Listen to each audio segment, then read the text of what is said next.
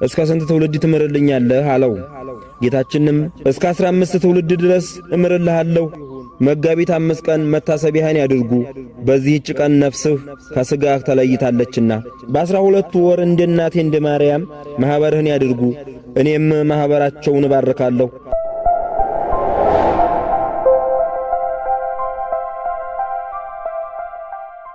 በስመ አብ ወወልድ ወመንፈስ ቅዱስ አሃዱ አምላክ።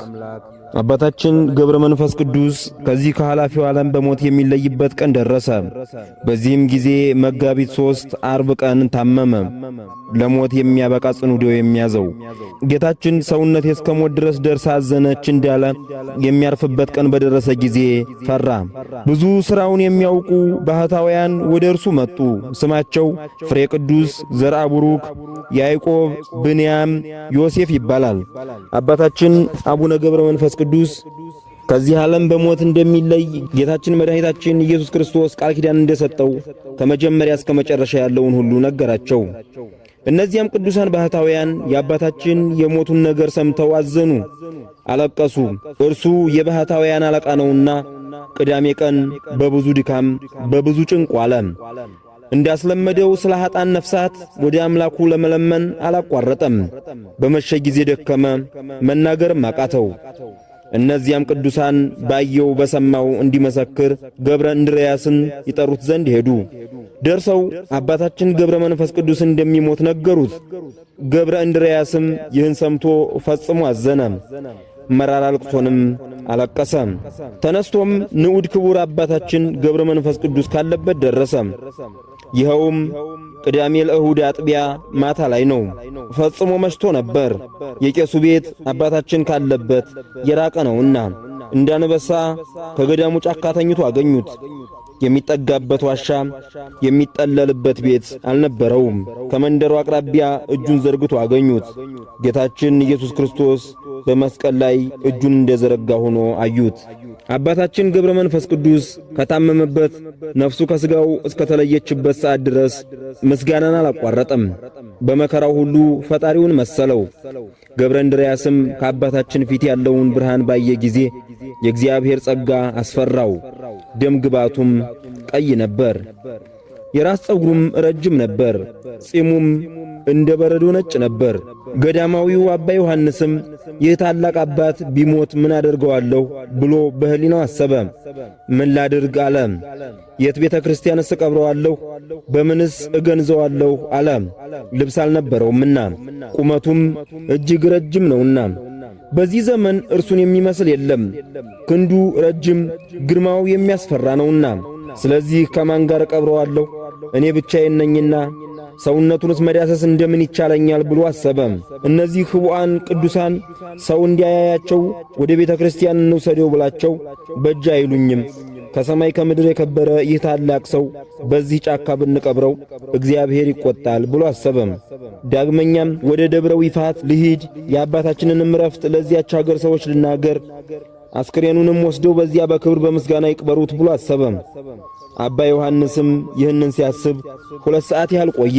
በሕሊናው ይህን ሲያወጣና ሲያወርድ ስሙ ያዕቆብ የሚባል አንድ ሽማግሌ በመሞትበት ጊዜ ሥጋዬን ይገንዝ ዘንድ ይቀብረኝ ዘንድ ለሰው አይቻለውም፣ የሰማይ መላእክት ከእግዚአብሔር ታዘው መጥተው በታዘዙት ቦታ ያኖሩኛል እንጂ ሲል ሰምቻለሁ ብሎ ነገረው። አባታችን ገብረ መንፈስ ቅዱስ ስለ ራሱ እንዲህ ትንቢት ተናግሮ ነበርና ከዚህ በኋላ ከሌሊቱ 6 ሰዓት በሆነ ጊዜ ከሰማይ ታላቅ የነጎድጓድ ድምፅ ተሰማ። ጌታችን ኢየሱስ ክርስቶስ እመቤታችን ድንግል ማርያምን 12ቱን ሐዋርያት 15ቱን ነቢያት በመከራው የሚመስሉት ሰማዕታት አገልጋዮች ጻድቃንን ቅዱሳንን መላእክቱንም ሁሉ አስከትሎ ወደ አባታችን ገብረ መንፈስ ቅዱስ መጣ።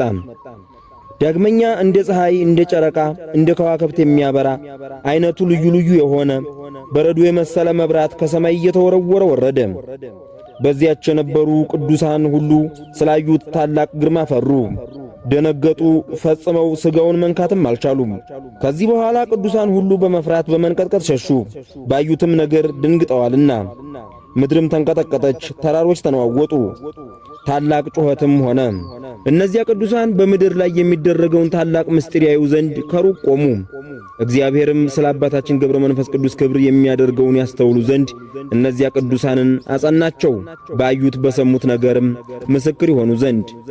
ጌታችን ኢየሱስ ክርስቶስ አባታችን ገብረ መንፈስ ቅዱስን ወዳጄ ቸራለህን? የታመንክ አገልጋዬ ቸራለህን? ለስምህ መታሰቢያ ቃል ኪዳኔን አጸና ዘንድ እነሆ ወደ አንተ መጣሁ ብሎ መታሰቢያህን ዝክርህን ያደረገ ስምህን የጠራ የገድልህን መጽሐፍ ያጻፈ በእጁም የጻፈ ካንተ ጋር በግልጽ የእሳትን ባህር ተሻግሮ ይለፍ። መኖሪያውም በብርሃን ቤቶች ይሁን። በሚያስፈራ ዙፋኔ ስሙን እጽፈዋለሁ።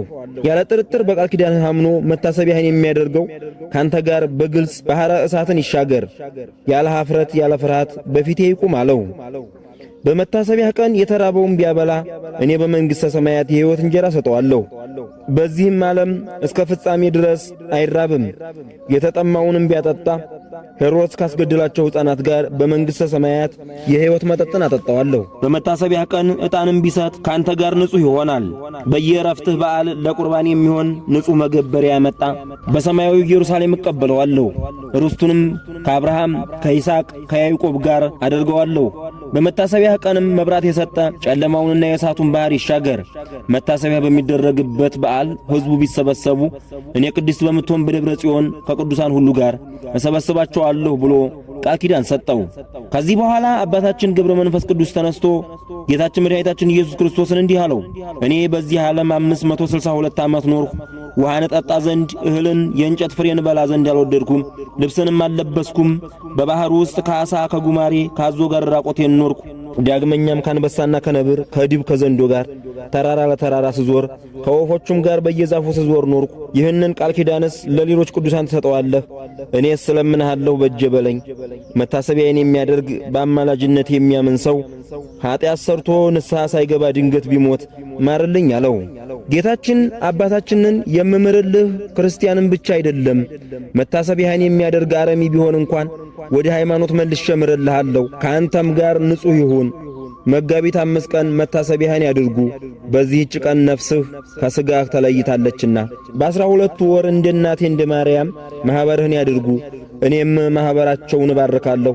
አለቃም ቢሆን ዓይን ያላየውን ጆሮ ያልሰማውን በሰው ልቡና ያልታሰበውን እግዚአብሔር ለሚወዱት ለሚያከብሩት ሰዎች ያዘጋጀላቸውን ታላቅ ዙፋን እሰጠዋለሁ። ከእንግዲህስ ወዲህ ወደ ብርሃን ቤቶች ውጣ። ከፀሐይ ከጨረቃ ከዋክብት 12 እጅ የሚያበራ መንበርን ካውሰድ 12 አክሊልም ሰጠሁህ። ቅዱስ ሚካኤል 3 አክሊሎችን፣ ቅዱስ ገብርኤል 3 አክሊሎችን፣ ሱራፌል 3 አክሊሎችን፣ ኪሩቤል 3 አክሊሎችን ሰጡት። ከዚህ በኋላ ጌታችንና መድኃኒታችን ኢየሱስ ክርስቶስ የብርሃን መብራት ሰጠሁህ። 10,000 በቀኝህ 10,000 በግራህ 10,000 በፊትህ 10,000 በኋላህ ከፀሐይ ከጨረቃ 7 እጅ የሚያበራ ዕንቁን ሰጠሁህ አለው። ዳግመኛ የብርሃን ድባቦችን ሰጠሁህ። 10,000 በቀኝህ 10,000 በግራህ 10,000 በፊትህ 10,000 በኋላህ። እያንዳንዱ የብርሃን ድባብ ከፀሐይ 7 እጅ ያበራል። 562 ዓመት ልብስ ሳትለብስ ራቁትህን ስለኖርክ የብርሃን ልብስ ሰጠሁህ።